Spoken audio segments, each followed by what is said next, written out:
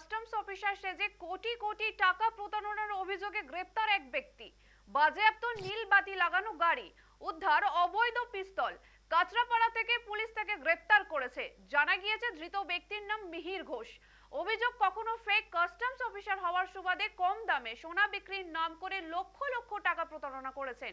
আবারও কখনো চাকরি পাইয়ে দেওয়ার নাম করে বিপুল পরিমাণ টাকা হাতিয়েছেন ওই ব্যক্তি।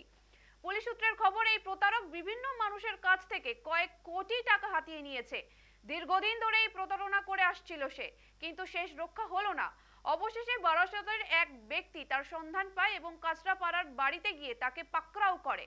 পরবর্তীতে জেঠিয়া থানার পুলিশ তার বাড়িতে গিয়ে তাকে গ্রেপ্তার করে। ঘটনার তদন্ত শুরু করেছে পুলিশ। এই ঘটনায় আরো অন্য কেউ জড়িত রয়েছে কিনা তার খোঁজ চালাচ্ছে পুলিশ।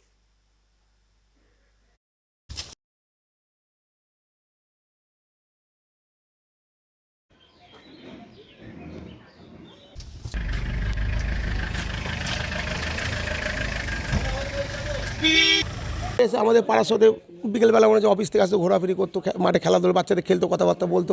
সেই সূত্রে আমার সাথে একদিন পরিচয়, দাদা তো তোমার তো ছেলে আছে শিক্ষিত, তা আমি হোমগার্ডের চাকরি এয়ারফোর্সে দিয়ে দেবো, তোমার টাকা পয়সা কোনো লাগবে না, আমি করে দিচ্ছি।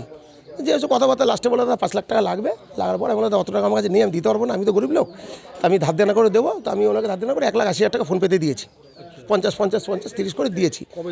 এটা দিয়েছি আমি, ধরেন ফেব্রুয়ারি মাসে 14 তারিখে দিয়েছি, 20 তারিখে দিয়েছি, এরকম করে দিয়েছি ওনাকে, 1 মাস ভেতর দিয়েছি টাকা।